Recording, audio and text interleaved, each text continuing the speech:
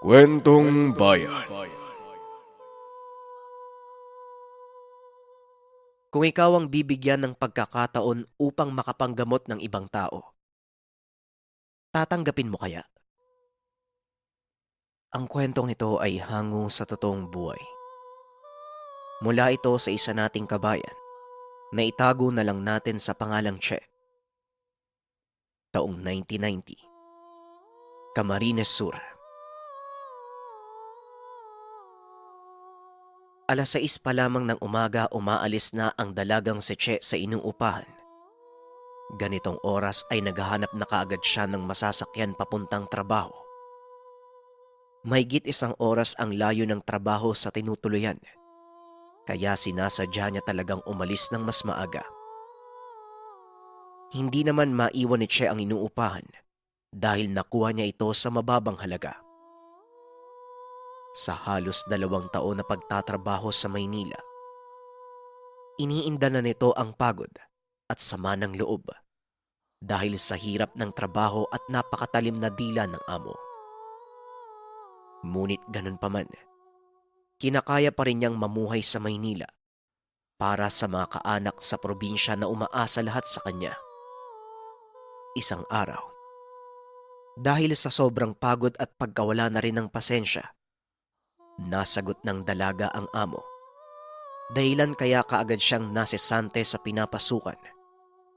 Wala namang nagawa ang dalaga. Sa loob ni Che, mas mainam na ito kaysa pagtiisan pa ng matagal ang mga amo. Nang sumunod na araw, inayos na nito ang mga gamit at nagpasya na umuwi na lamang ng probinsya. Ngunit hindi siya babalik sa sariling lugar. Bagkus sinubok ang buhay sa probinsya ng Camarines Sur. Sa unang araw sa lugar, kaagad naganap si Che ng mauupahan. Sa pagtatanong-tanong, nakarating ito sa maliit na payak na tahanan ni Lola Taya. Ayon sa mga tao sa barangay, may isang kwartong bakante sa tahanan nito. Mag-isa lang ang matanda sa tahanan. Samantalang nang makausap naman ni Che ang matanda, kaagad naman niyang nagustuhan ang kwarto. Bukod sa malinis at tahimik ang lugar, mababa din ang renta. Palangiti naman ang matanda at mabait, kaya hindi nagdadalawang isip si Che na dito na lamang manuluyan. Samantala, matapos maisaayos ang lahat ng mga dalang gamit sa bagong kwarto, inalok naman ito ng matanda ng hapunan. Habang kumakain, doon nila mas nakilala ang isa't isa. Ayon dito, matagal siyang mag-isang naninirahan sa tahanan. Nagtatrabaho ang lahat ng anak niya sa ibang bansa. Habang ang asawa naman, matagal na ring sumakabilang buhay. Dagdag pa nito, tanging babae lang ang tinatanggap niyang mangupahan dahil tinuturing nitong anak ang mga nakakasama. Ilang sandali pa silang nag-usap. Nang matapos ay nagpahinga na si Che dahil sa sobrang pagod sa biyahe. Kinaumagahan, nagising na lamang ang dalaga dahil sa mga tilaok ng mga alagang manok ni Lola Taya. Kaya naman diretsyo nang bumangon at naligo sa poso na nasa bandang likod ng tahanan. Katapat ng poso ang kusina ni Lola Taya, kaya kita nito ang dalaga na naliligo. O iha, pagkatapos mong maligo, samahan mo kong mag-almusal. Kailangan mong mabusog at pupunta ka ng bayan para magtrabaho. Wika ni Lola Taya. Napangiti naman ang dalaga, tumango sa matanda. Nang matapos maiayos ang sarili, kagad na itong dumiretso sa kusina. Sabay na silang nag-umagahan. Sa isip ni Che, napakaswerte naman ng nahanap na upahan dahil napakabait ng matanda sa kanya. Hindi nagtagal, naglakad na palabas ang dalaga at pumunta ng bayan sa pagbabakasakaling makahanap kagad ng trabaho. Ganon man ang pasasalamat ng dalaga sa Diyos dahil mabilis siyang nakakita ng papasukan sa palengke. Kagad siyang tinanggap bilang tagatahi sa paggawaan ng mga uniforme. Magmula ng araw na yun, bumalik na sa dating sistema ang buhay ni Che. Tanging sa trabaho na lamang umiikot ang mundo. Ngunit sa puntong ito, maayos naman ang lahat gawa ng mabait ang amo. Dagdag pa dito si Lola Taya na tila nagsisilbing sariling kamag-anak sa lugar at napakabait sa kanya. Sa katunayan, may mga pagkakataon na pati ang labahin ng dalaga isinasabay na ng matanda para kahit papano'y makaganti. Tuwing umuwi si Che ay dinadala niya ang matanda ng mga paborito nitong kakanin. Maging sa pamimili ng panglingguhang pangangailangan sa loob ng kusina, isinasama na nito ang matanda. Lumipas ang ilang buwan. Naging madali ang buhay para kay Che. Kada kinsenas kung magpadala ng sustento sa pamilya. Kaya kahit papano'y masasabing naging magaan ang pamumuhay ng dalaga. Tuwing napapag-isa, naiisip niya na baka dinala talaga siya ng Diyos sa lugar upang maging magaan ang pamumuhay. Isang araw, dahil malapit na ang pasukan ng mga estudyante, dinumog ang patahian na pinapasukan ni Che. Dahil sa kaunti lang naman silang mananahi, naobliga ang dalaga na pumasok hanggang gabi. Nagpaalam naman ito kay Lola Taya na madalas 10:00 na siyang makakauwi sa tahanan. Wala namang naging problema sa matanda. Bagkus binigyan niya lamang ng susi si Che sa pintuan ng kwarto. Nagpatuloy ang ganitong sistema ng buhay ni Che ng halos ilang buwan. Kaya naman isang araw pagkagising, nakaramdam ito ng bigat sa katawan at sinabayan pa ng lagnat. Dahil sa sitwasyon, hindi na muna siya pumasok ng trabaho. Hindi rin naman kakayanin ng katawan niya ang maghapong nakaupo at pananahi. Bandang 6:00 ng hapon, pinuntahan ni Lola Taya si Che para hilutin ang buong katawan. Doon lamang nalaman ni Che na magaling pala ang matanda sa panghihilot. Nang akmang maglalagay na sana ng langis sa bandang braso ni Che, nagulat na lamang ang matanda. "Oh, meron palang karga ang katawan mo. Sa ngayon, hindi ko makakayanang hilutin yan. Napakalakas na enerhiya yung tumutulak sa akin papalayo. Sa Biyernes pa kita pwedeng hilutin ha. Pero inaapoy ka na ng lagnat, kaya kinakailangan ka ng mahilot ano. Sige na nga, bumangon ka na dyan at subukan natin kay Sting. Magaling yon, mas malakas kaysa sa akin." Wika ni Lola Taya. Dahan-dahan namang bumangon sa kinahigaan si Che at sumama sa matanda. Hindi na sila nagmadali sa paglalakad. Gawa ng malapit lang naman ang tahanan ng isa pang manghihilot. Ilang sandali pa, pagkarating nila sa tahanan, pagkahawak sa pulso ni Che, kagaya ng sinabi ni Lola Taya, ganon din ang pahayag ng manghihilot. Kargado ang katawan ng dalaga, kaya hindi uubra ang ordinaryong hilot sa kanya. Dahil hindi na maipipilit pa, umuwi na ang dalawa at nagpahinga na lamang si Che sa higaan. Napaisip ang dalaga kung ano ang ibig sabihin ng dalawang manghihilot. Narinig niya ang salitang kargado, ngunit hindi na nagawang magtanong dahil hinang-hina na siya ng mga sandaling ito. Nang sumunod na umaga, araw ng Biyernes, kahit papano ay humupa na ang lagnat ni Che. Naupo ito sa bakuran para magbilad sa sikat ng araw. Nilapitan ito ng matanda at binigyan ng isang basong pinakuluang dahon ng oregano. "Siguro napapaisip ka kung anong ibig sabihin na kargado ano? Isang uri ng enerhiya na nangangailangan ng taong may kaalaman. Kaalamang sabihin na nating mula sa kalikasan. Batid ko sa pagkatao mo na hindi mo alam ano. Hindi mo alam kung paano gagamitin ang karga mo. Pero kung interesado kang malaman, nandito lang ako para alalayan ka. Sa ngayon, magpahinga ka muna nang makabalik ka na sa trabaho mo. Wika ni Lola Taya.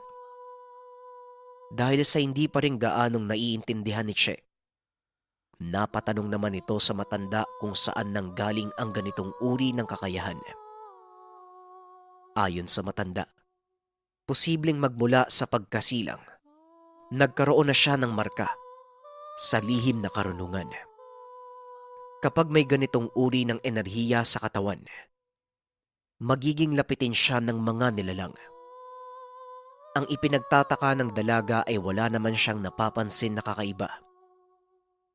Tumugon na lamang ang matanda na dahil siguro hindi pa tuluyang nagising ang kakayahan. O hindi kaya naman, hindi lang niya napapansin ang mga elemento o nilalang na nakakasalamuha. Nang marinig ito ni Che, kagad niyang sinabi na nais lamang niya na mamuhay ng normal. Biglang pumasok sa alaala ng dalaga ang namatay na lolo. Isa itong albularyo sa lugar at hanggang sa kamatayan, nakikipaglaban ang matanda sa iba't ibang uri ng mga nilalang. Hindi rin naman nasaksiyan ni Che ang bawat detalye ng istorya dahil 5 taong gulang pa lamang siya ng mga panong ito. Samantala matapos ang pagbibilad ay dumiretso na siya sa kwarto at naglakad na rin palabas si Lola Taya. Maghapong nanatili lamang sa loob ng kwarto ang dalaga para makapagpahinga. Pagsapit ng 8:00 ng gabi, pumasok si Lola Taya sa kwarto ni Che at nagsimulang hilutin ang dalaga. Ilang sandali pa lang magmula ng hilutin, wala namang humpay sa pagkalabog ang bubong. Paulit-ulit, tila may napakalaking pusa sa itaas. Ang bubong ng tahanan ay gawa lamang sa pinagtagpi-tagping anahaw. Marupok na ito dahil sa katagalan. Ngunit kahit anong titig sa itaas, wala namang makita ang matanda. Ang sabi ni Lola Taya, wag na lamang pansinin ang naririnig. Gawa ng normal lang ito sa mga katulad niyang lapitin ng aswang. Dahil sa narinig, bagyang nakaramdam ng kilabot ang dalaga. Ito pa lamang ang unang pagkakataon na makaranas ng panggagambala sa aswang. Dahil hindi matigil ang nasa bubong, dahan-dahang dinikit ng matanda ang muka sa dingding at pabulong na nagbitaw ng panalangin, dahilan para matigil ang patuloy na pagkalabog at pagkalmot sa bubong. Matapos nun, nagpatuloy naman si Lola Taya sa panghihilot. Nabanggit ni Che na nakakaramdam siya ng kaunting pagkahilo. Kaya naman ginamot ito ng matanda sa proseso ng inibang sa salitang Bicol. Kumuha ang matanda ng tinatawag sa probinsya na buyo, bunga o apog. Sinamahan niya ng kaperasong luya at bawang. Sabay-sabay itong inilagay sa ibabaw ng dahon ng buyo. Dahang-dahang ipinulupot at inilagay sa pagitan ng mga palad para mapiga ang kada sangkap. Maya-maya pa nang matapos na sa ginagawa ang matanda, pula ang kulay na lumabas sa mga palad nito at may napakabahong amoy. Kagad niya itong itinapat sa ilong ng dalaga at pilit na pinaamoy. Gumuhit siya ng linya sa noo nito, pati na rin sa pulso at paa ng dalaga. Pagkatapos nun ay 3 beses na inihipa ng bumbunan at patalikod na itinapon ang pira-pirasong dahon sa kamay. O sige iha, magpahinga ka muna. Sigurado bukas, maayos na ang pakiramdam mo. Wika ni Lola Taya. Kagad namang nagpasalamat ang dalaga at lumabas na ng kwarto. Halos hindi naman makapikit ng mata si Che. kakatingin sa bubong dahil muling bumalik ang nilalang kanina. Ngunit makalipas ang ilang oras, nakatulog na rin siya dahil nilalagnat pa ang buong katawan. Nang sumunod na araw, kagaya ng sinabi ni Lola Taya, naging maayos na ang pakiramdam ni Che. Pagkagising nito, narinig na tila may naghuhukay ng lupa. Kagad itong bumangon para tignan. Nang magawi sa may likod na bahagi ng tahanan, dito nakita ang isang lalaki na abala sa pagbabaon ng mga itim na bato sa ilalim ng hukay. Bago pa man maitanong kung para saan, sumagot na si Lola Taya para magsilbing bakod sa tahanan, lalo pat lapitin ng kung ano-anong nilalang si Che. Nagpasalamat naman ang dalaga at hindi na inalam pa ang ibig sabihin ng ginagawa. Bumalik na ng kwarto ang dalaga. Buong maghapon siyang nagpahinga. Matagal na nagtrabaho ang lalaki. Bawat kanto ng tahanan ay ginawa nito ng hukay at ibinaon ang mga itim na bato. Pinalipas pa nito ang halos 3 araw bago tuluyang nakabalik ng trabaho. Kasabay ng pag-ayos ng pakiramdam, ganon din ang pabalik-balik na nilalang na kumakalabog pagsapit ng dilim. Tila walang silbi ang mga batong ibinaon ng lalaki.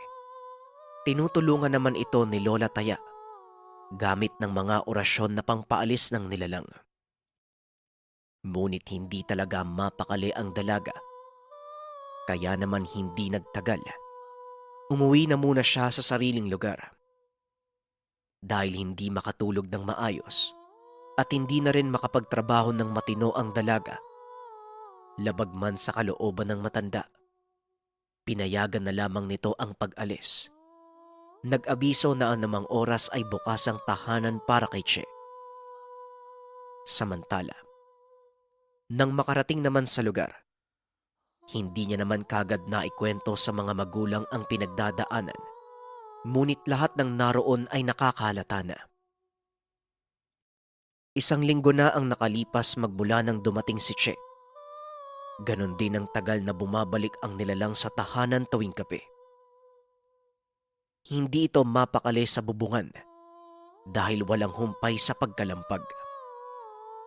Ayon sa ama, 1 beses ay nakita ang nilalang. Pareho sa normal na tao ang katawan, ngunit purong itim ang kulay at puno ng buhok. Mapupula ang mga mata. Dahil dito dahan-dahang ikwenento ni Che ang mga naganap. Baka sinundan siya ng nilalang mula sa lugar kung saan siya nangupahan. Naitanong na rin ito sa ama ang tungkol sa karga ng katawan. Ayon sa ama, totoo ang mga ito dahil nung mismong oras na pagkasilang sa kanya, wala na siyang buhay kaya pumunta sa komadrona ang sariling lolo. Ipinainom sa walang kamuwang-muwang na sanggol ang 1 bote ng langis. Ang langis ay nagsilbing duktong sa buhay ni Che. Ngunit ito rin ang magsisilbing marka bilang tagapagmana sa lahi ng lolo na isang antingero at manggagamot. Dahil sa narinig, hindi naman malaman ni Che ang mararamdaman. Ngunit sigurado siya ng mga oras na yun. Hindi niya ipagpapatuloy at wala siyang balak na tahakin ang landas ng lolo. Kaagad na sinabi ni Che sa pamilya na hindi niya bubuhayin kung anuman ang gustong ipamana ng lolo. Tumugon naman ang ama na inirerespeto kung ano ang nais ng dalaga. Ngunit kinakailangan mapawalan ng bisa ang langis na dumadaloy sa dugo. Dahil habang tumatagal, mas lalong hahabulin siya ng mga nilalang, lalo pat nasa tamang edad na. Ang sabi ng ama, kinabukasan ay pupunta sila sa kaibigan nitong albularyo na naninirahan sa kabundukan. Sa puntong ito, wala nang ibang nais si Che kung hindi matapos na ang kalbaryong pinagdaraanan, kaya pumayag siya sa sinabi ng ama. Nang sumunod na araw, maagang lumuwas ng lugar ang mag-ama. Pinuntahan ng mga ito ang tahanan ng manggagamot. Halos 3 oras ang tinagal ng paglalakbay, kaya halos mahimatay si Che. Mabuti na lamang. Napakabait ng matandang manggagamot kaya pinagpahinga muna siya nito at binigyan ng maiinom. Ilang sandali pa, nang maayos na ang dalaga, ipinagtapat ng manggagamot ang 2 hinlalaki nito. Dumadaloy pala sa katawan mo ang lahi ng mga manggagamot. Ano bang nais mong gawin dito, Iha? Gusto mo bang tanggalin ang bisa? Sayang naman. Bihira lamang ang nabibigyan ng ganitong pagkakataon. Wika ng manggagamot. Kagad namang sinabi ng dalaga na nais niyang maipawalang bisa ang kakayahan. Ngunit ayon sa manggagamot, 1 taon ang igugugol para matanggal sa dugo at kinakailangan pa rin sa tahanan nito manirahan para makaiwas sa mga nilalang. Lalo pat magiging napakasensitibo ng katawan nito sa prosesong pagdaraanan. Walang pagdadalawang isip na sumang-ayon si Che. Ayon sa kanya, walang-wala ang 1 taong igugugol kumpara sa panghabang buhay na dadalhin ang pamanang hindi niya matatanggap. Dahil dito, wala nang nagawa ang ama kung hindi ibilin ang anak. Kilala naman ito sa lugar, kaya naging kampante ang ama. Magmula ng araw na yun, nanatili na si Che sa bahay ng manggagamot. Ibang-iba ang pamumuhay doon kumpara sa nakagisnan. Bukod sa walang kapitbahay, nakaasa lamang ang makakain sa mga namumunga sa bundok. Dito ay natuto si Che na umakyat ng mga puno. Purong mga gulay lamang ang kinakain kaya kahit papano, hinahanap niya na ang lasa ng karne. Araw-araw siyang tinuturuan ng matanda ng mga panalangin. At kasabay ng lahat ng ito, pinapainom ng iba't ibang uri ng halaman. Lumipas pa ang ilang linggo. Palagi niyang nakikita ang mga napapagaling nito. Nakaramdam ng galak sa puso si Che. Sa katunayan habang tumatagal, mas naiintindihan nito ang mga gawain at pakiramdam ng isang manggagamot. Kaya naman isang araw, bigla na lamang nagpasya ang dalaga na imbis na putulin ang ugnayan sa mga manggagamot, mas pinili niyang buhayin ang pamana ng lolo. Dahil dito, natuwa naman ang albularyo sa narinig. Sa buong 1 taon na iginugol sa kabundukan, imbis na ipagpatuloy ang pagiging simpleng tao, hinulma ito ng kasamang manggagamot bilang biyasang albularyo. Sa katunayan, ang manggagamot na mismo ang nagsabi kay Che na likas sa kanya ang pagiging magaling sa larangan, kaya hindi na nahirapan ang matanda sa pagtuturo. Hanggang sa matapos ang 1 taon, sa muling pagbaba ni Che sa kabundukan, nabigla ang lahat dahil iba na ang itsura nito. Bagaman hindi makapaniwala ang pamilya lalo na ang ama, hindi kalaunay natanggap nila ang piniling landas ng anak. Magmula ng araw na yun, nagtayo na ng kubo si Che para pagdausan ng mga panggagamot. Samantala, niyaya niya si Lola Taya na manirahan sa lugar at naging kasama niya sa panggagamot. Ang samahan ng dalawa ay nagbigay ng pag-asa sa lugar para kahit papano'y magkaroon ng paggamutan na hindi humingi ng salapi. Masasabing naging matagumpay naman ang dalawa sa paglipas ng panahon.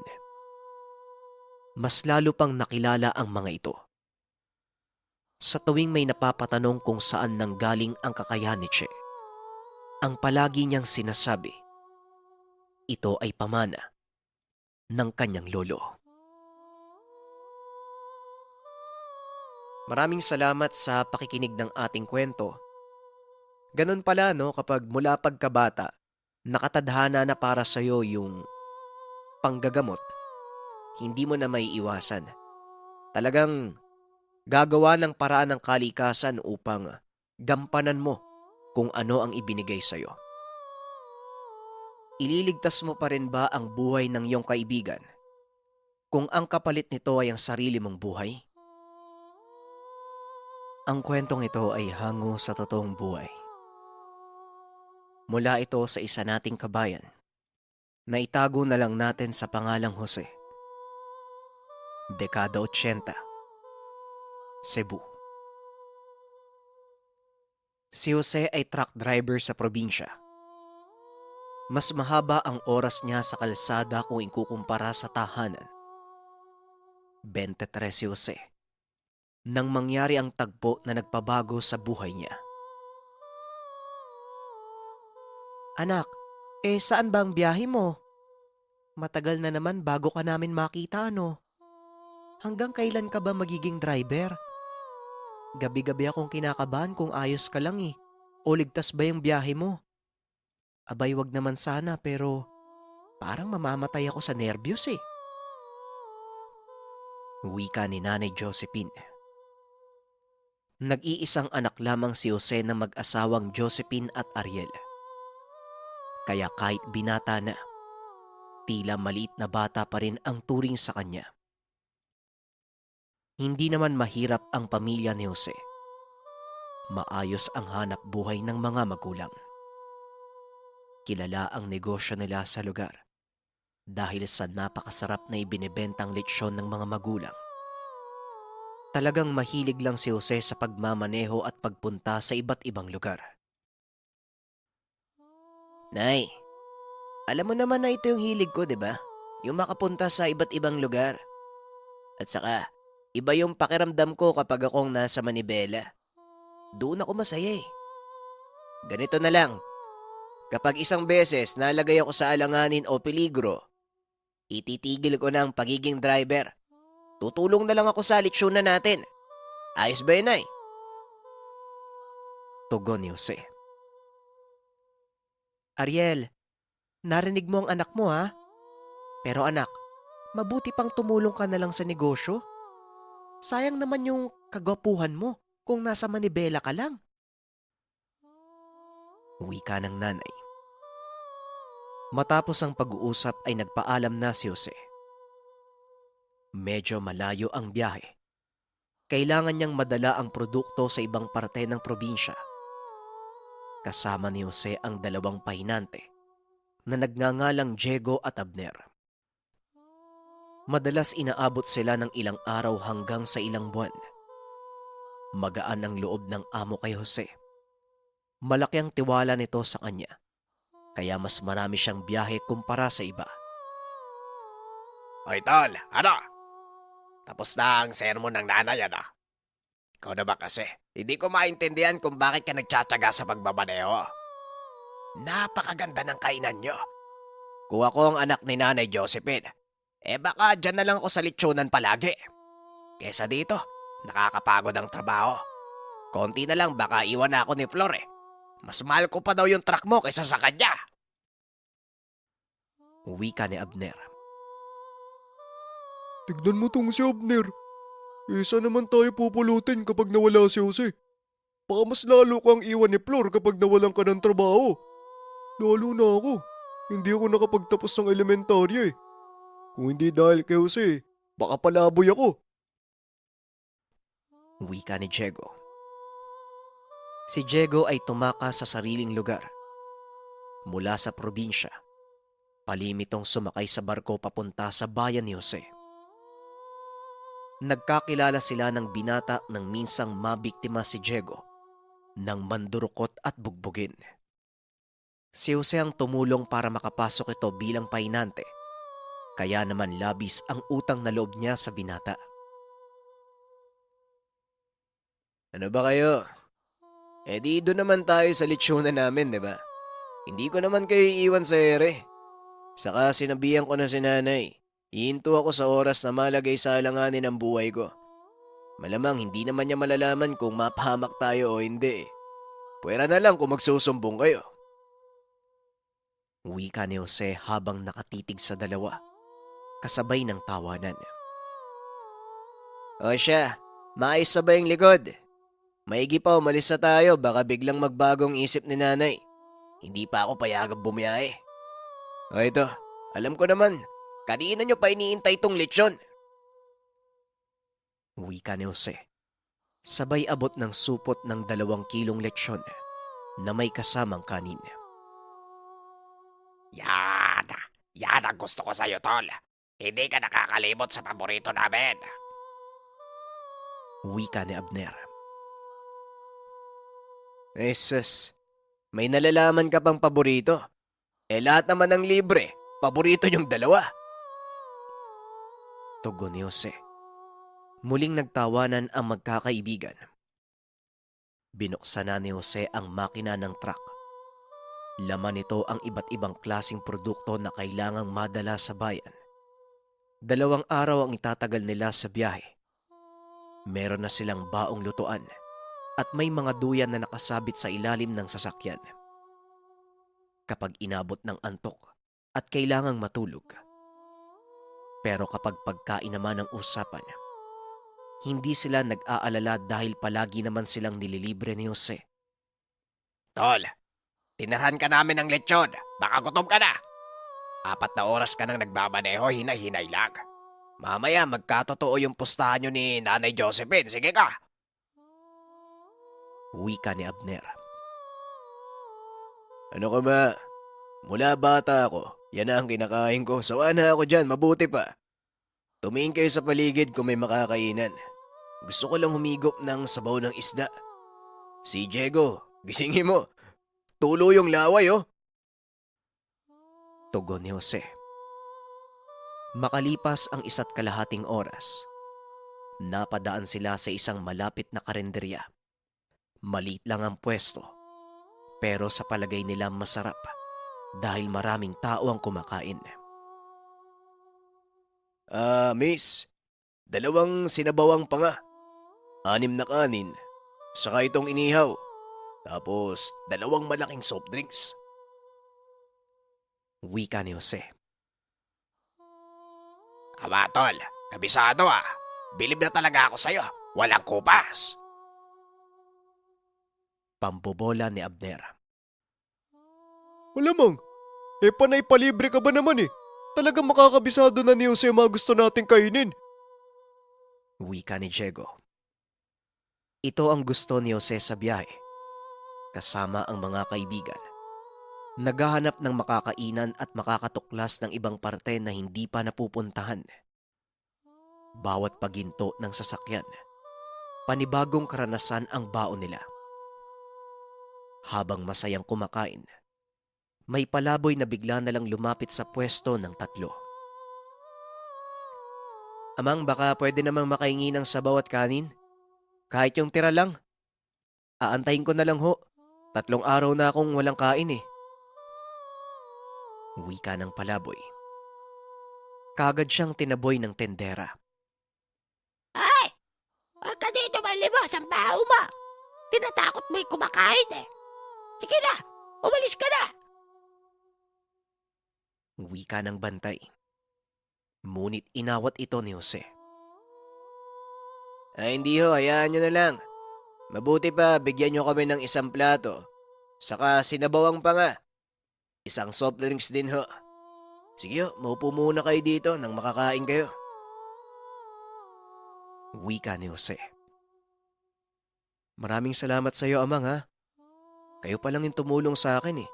3 araw na ako nanlilimos. Pagpalain ka nawa ng may kapal. Wika ng palaboy. Nang matapos sila Jose, nagpaalam na sila sa palaboy. Nagpakilala ito bilang Crispin. Amang, wala akong may susukli sa kabutihan mo eh. Eto, kunin mo tong bato. Magbibigay sa'yo ng swerte. Kagaya ng swerte ang nakuha ko nang lapitan ko kayo. Mag-iingat ka ha. Wika ni Crispin. Sabay abot ng puting bato na hugis itlog. Kasinlaki ng 25 sentimos. Maraming salamat ho dito. Ingat din kayo. Maraming salamat ha. Wika ni Jose at bumalik na ng truck. Iba ka talaga, tol. Kaunti na lang. Papatuyuan ka na namin ng rebulto. Sobrang swerte na mapapakasawa ba? Wika ni Abner. Oo nga eh. Kung babae ako, ay baka ako pa nanligaw sa'yo. Wika ni Diego. Ano bang sinasabi mo dyan? Hindi kita sasagutin. Kakakain nyo lang, parang gutom na naman kayo. Tara na, balik biyahe na tayo. Wika ni Jose. Hindi nga siya nagkamali. Ginabi sila doon sa kakawyan. Kaunti lamang ang tahanan doon. Bigla na lang namatay ang makina ng sasakyan. Walang nangyayari. Kahit anong subok ni Jose na patakbuhin ito. Wala nang nagawa ang magkaibigan kung hindi bumaba at tignan ang sanhi ng pagtirek. Kapag siniswerte ka nga naman, dito pa tayo sa kawalan namatay ng makina. Abner, pwede bang kunin mo yung mga reflectors natin? Mukhang matatagalan tayo dito. Wika ni Jose. Bukod sa pagmamaneho, biyasa din ito sa pagkalikot ng mga makina ng sasakyan. Kaya malaki ang tipid sa kanya ng kumpanya. Siya din ang tumitingin sa mga sasakyan kapag nagkaroon ng problema. Nailagay na namin. Ano bang gagawin? Mukhang masama ang tama ah. Ngayon lang nangyari to. Wika ni Diego. Mukhang matatagalan ako kapag inayos ko to ah. Bukas pa tayo makakausad, mabuti pa. Magtanong-tanong muna tayo sa mga bahay. Baka meron tayong mahingian ng tulong. Saka medyo pagod na din ako eh. Tugon ni Jose. Yun na nga ang ginawa ng tatlo. Naglakad sila matapos masiguradong maayos na ang mga kandado ng sasakyan. 9:00 ng gabi ng mga oras na yun. Kaya inaasahan nila nagising pa ang mga tao para tulungan sila. Tao po. Magandang gabi o. Wika ni Jose. Ngunit walang tumutugon sa kanila. Hanggang sa makarating sila sa pang-anim na tahanan, may babaeng tumawag sa kanila. Magandang gabi. Sino kayo? At saka anong ginagawa niyo dito? Tanong ng babae. Bili-bili. Mabuti na lang gising ka pa. Madami na kaming napunta ang bahay pero walang nasagot eh. Ako pala si Abner. Nasiraan kami ng sasakyan. Nagbabaka sakali kami na makakuha ng tulong. Wika ni Abner. Ako naman si Teresa. Nako, buti na lang dito kayo nasiraan malapit sa amin. Kung doon sa Corbada, baka natambangan na kayo ng masamang loob. Sige, sumama kayo sa akin. Ipapakilala ko kayo sa tatay ko. Baka matulungan niya kayo. Wika ni Teresa. Kagad namang sumunod ang magkakaibigan. Kaso nga lang, may naramdamang kakaiba si Diego. Tol, teka lang ah. Huwag na kaya tayong sumama. Iba yung nararamdaman ko eh. Sa probinsya namin, kapag nag-alangan ka, huwag mong ituloy. Baka mamaya, hold-upper yan eh, o mamamatay tao. Balik na lang tayo sa truck hanggang umaga. May mga duyan naman eh. Wika ni Diego. Ano ka ba? Napakaduwag mo naman. Maganda yung babae. Tapos pag-iisipan mo na masama. Mas mukha ka pa nga magdanakaw. Tugon ni Abner. Wala nang nagawa pa si Diego kung hindi sumunod. Hanggang sa nakarating sila sa bahay ni Teresa. May usok sa likod na tila may nagluluto. Tuloy kayo. Huwag kayo mahiya. Kami lang naman yun nandito ni tatay. Wika ni Teresa. Teresa, wag mo sanang mamasamain ha. Gabi na. Mag-isa kang naglakad sa labas? Tanong ni Abner. Yun ba? Pupuntahan ko sana yung parokyano namin. Kaso, nakita ko kayo eh. Tugon ni Teresa. Parokyano? Bakit? Ano bang tinda nyo? Tanong ni Jose. Sarsa. Walang kapares na sarsa na tinatangkilik ng maraming nakatira dito. Magandang gabi sa inyo. Tawagin niyo akong Tomas. Bakit nga pala kayo napunta dito? Tanong ng matanda. Pasensya na ho kayo sa abala, nasiraan po kami ng sasakyan. Nagbabakasakali po kami na makakahanap ng tulong. Huwag ho kayo mag-alala. Hindi po kami magtatagal. Alis din po kami kagad. Tugon ni Jose. Wala namang problema. Pwede kayo dito pansamantala sa bahay. Nga pala, doon na kayo magpahinga sa bakanting kwarto. Medyo masikip nga lang pero kasya naman kayo. Teresa anak, ang mabuti pa, ipaganda mo sila ng makakain. Nang matikman nila ang sinasabi kong sarsa. Sige na, magpahinga muna kayo dyan. Wika ni Tomas. Sakto tol, gutom na ako. Pabuti na lang mabait yung taga rito. May libreng pagkain. Wika ni Abner. Oo nga, kaso nakakahiya. Ang ganda pa naman ni Teresa, tapos ang bait pa. Tugon ni Jose. Alam niyo mga pre, iba talaga yung pakiramdam ko, parang may mali eh. Bakit yung mga kinatok natin, gising pa pero hindi tayo pinagbubuksan? Ano bang meron sa lugar na to? Wika ni Chego. Halina kayo. Nakahanda na yung pagkain. Wika ni Teresa. Natakam si Jose at Abner nang makita ang bagong ihaw na malaking isda. 2 mangkok na sarsa at 1 kalderong kanin. Naglalaway na si Abner. Maging si Jose ay matagal nang gustong makatikim ng bagong ihaw na isda. Ngunit sa kabila nun, hindi pa rin maipinta ang mukha ni Diego. Kakaiba ang tingin niya sa tahanan at hindi pa rin nawawala ang pagdududa. Ilang ulit nang pinagmamasdan ni Diego ang mag-ama. Hindi ito tumititig sa kanila ng diretsyo kapag nakikipag-usap. Naroon sa likod ng bahay si Mang Tomas habang abala sa paggawa ng pinagmamalaking sarsa. Hindi naman nagpapigil si Abner at Jose. Kagad nilang nilantakan ang malaking isda na nasa harapan nila. Napatanong si Diego sa sarili kung saan nanggaling ang isda at tila inaasahan na ng matanda na meron silang bisita. Kaya naman hindi kumain si Diego ng gabing yun. Nanatili lamang siya na nakamasid sa mga kasamahan at binabantayan kung sakaling may kakaibang mangyari. Nalintikin na. Parang hindi nagpaawat yung dalawa sa paglamon ah. Kailangan alerto ko.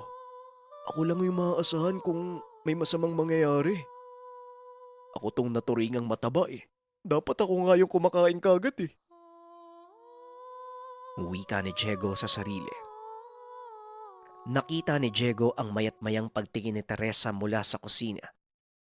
Tila sinisigurado nitong kumakain ang panauhin. Grabe, panalo yung sarsa nyo, Mang Tomas. Kakaiba ang lasa. Parang mga pinaghalong karne. Ano ba yun? Basta, sarsa pa lang, ulam na. Lalo na siguro kung iteterno to sa lechon nila Jose. Aba, tataob talaga ang isang kalderong kanin. Wika ni Abner. Maging si Jose ay sumang-ayon sa sinabi ng kaibigan. Mabuti naman at nagustuhan niyo ang gawa kong sarsa. Talagang dinadayo yan dito sa amin eh. Alam niyo, espesyal ang sangkap na yan. at hindi basta-bastang nakukuha. Tugon ni Mang Tomas. Pero Mang Tomas, baka naman pwede kaming mag-uwi. Kakapalan ko na ho yung mukha ko ha. Ang sarap ho talaga eh. Wika ni Abner. Ang mabuti pa, magpahinga na muna kayo. Bukas, tutulungan kayo ni tatay para maayos yung sasakyan nyo. Di ba, tay? Wika ni Teresa. Aba oo, tama. Bukas ayusin natin yung sasakyan nyo. Marami akong kakilalang mekaniko. Kape. Teresa, pagkapin mo muna ang bisita. Eto, gawa ko mismo ang kapeng yan. Matapos uminom ng kape nila Abner at Jose, imbis na magising, agarang nakatulog ang dalawa. Teresa, yung pinto. Ikandado mo. Wika ni Mang Tomas. Nataranta si Diego. Narinig niya ang pagsara ng pintuan. Alam niyang papalapit na sa kwarto ang mag-ama. Hindi uminom ng kape si Diego. Nagpapanggap lang na nakatulog. Sabi ko na nga ba tama yung hinala ko eh. May mali sa mag-amang yun. Bakit kasi hindi sila nakinig sa akin eh? Wika ni Diego sa sarili. Patuloy lang sa pakikinig sa mag-ama. Anak, sigurado ka bang uminom yung 3 ng kape? Tanong ni Mang Tomas. Opo, tay. Nakargahan ko na rin po ng orasyon. Mahusay. Wala talagang kasing sarap ang kape na gawa sa pulbos na buto ng tao na may kasama pang orasyon. Hindi natin sila kakainin. Sila ang mag-uumpisa ng bagong lahi natin sa ibang bayan. Siguradong matutuwa si Ama. Wika ni Mang Tomas. Tay, paano po yan? Bihira na po yung naliligaw na dayo sa atin eh. Kukulangin tayo sa karne. Pati sa lamang loob para sa sarsa mo. Wika ni Teresa. Halos masuka si Diego sa mga narinig. Walang kaalam-alamang dalawa. Nalaman ng tao ang nainom at nakain nila. Karne at lamang loob pala ng tao ang sinasabi ni Mang Tomas na espesyal na sangkap ng sarsa. Nanlamig si Diego at napabalikwas. Saktong pag-ikot ng higaan pagkarap sa pintuan. Halos kadikit na ng mukha niya ang mukha ni Mang Tomas. Ang buong akala niya ay umalis na ito.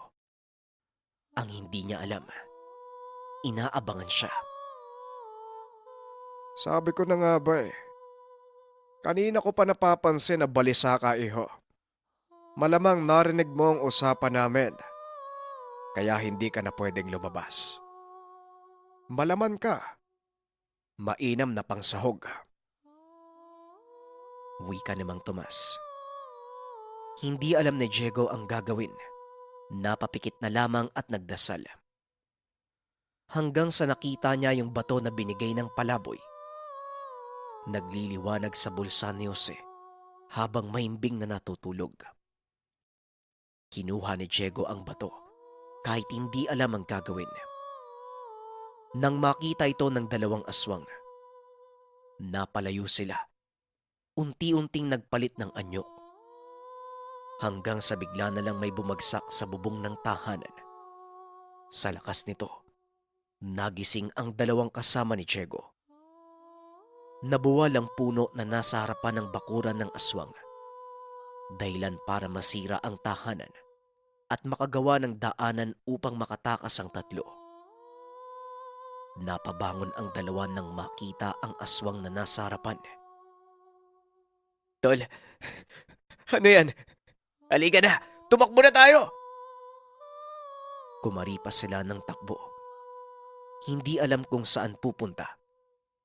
Sira pa rin ang sasakyan. Walang ibang naroon upang tulungan sila. Tol, dumiretso na tayo sa kotse. Isarado na lang natin yung loob. Siguradong hindi nila kayang buksan yon. Doon na muna tayo magtago. Wika ni Jose. Ano ka, bata? Hindi to tagu-taguan. Papatay tayo na mga yan. Huwag lang tayong tumigil sa pagtakbo. Hindi nila tayo maaabutan. Mula sa dilim, nakita nila ang palaboy na nanghingi sa kanila ng pagkain. Bakit nandito ka? Sumama ka sa amin. Hinahabol kami ng aswang, baka madamay ka. Wika ni Diego. Alam ko. Dito lang kayo sa likod ko. Huwag kayo mag-alala.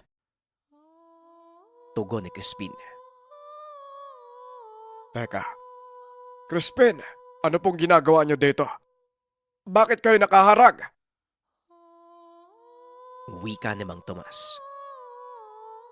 Wala kang gagalawin sa mga dayong to. Nasa ilalim sila ng protection ko. Nakita mo naman yung binigay ko sa kanila, di ba? Huwag mo nang antayin na ako pa ang makaharap mo. At ikaw, Teresa, kinukonsinti mo yung tatay mo, ano? Tumigil kayo. Kung hindi, ako ang papatay sa inyong dalawa.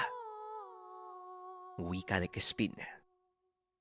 Walang nagawa ang mag-ama kung hindi bumalik na lamang sa tahanan. Teka, sandali lang. Anong ginawa mo?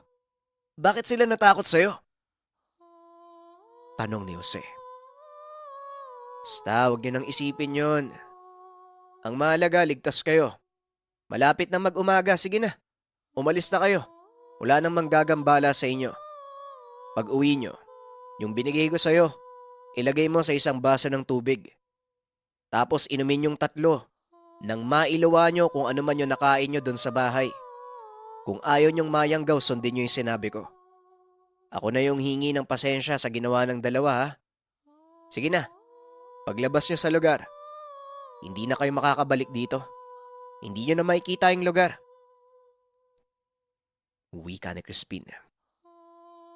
Walang ibang nasabi ang 3 kung hindi salamat. Sabay talikod papunta sa kotse.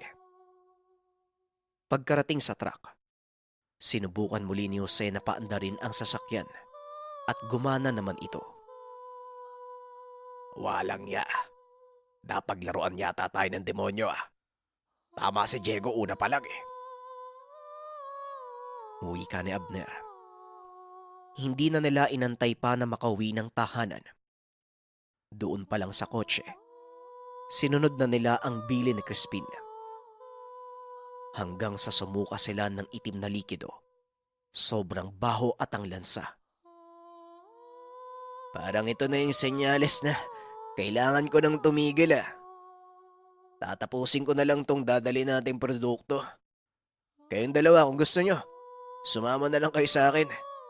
Tuturuan ko kayo sa loob ng kainan kung paano ang kalakaran. Itigil na natin to. Wika ni Jose. Inabot ni Diego ang ibinigay ni Crispin. O pare, ito yung mutya na bigay ni Crispin, oh. Mabuti na lang, swerte tayo sa mutsyang yan. Kung hindi, malamang napatay na din tayo ni Mang Tomas, eh.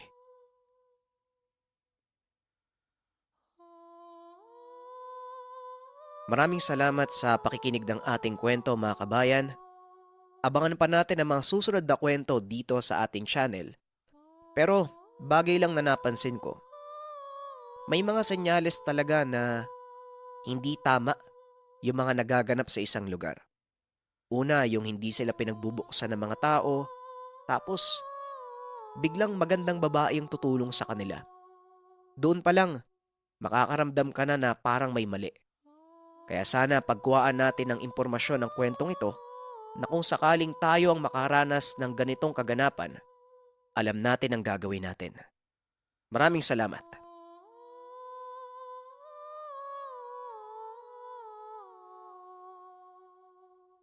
Kwentong Bayan.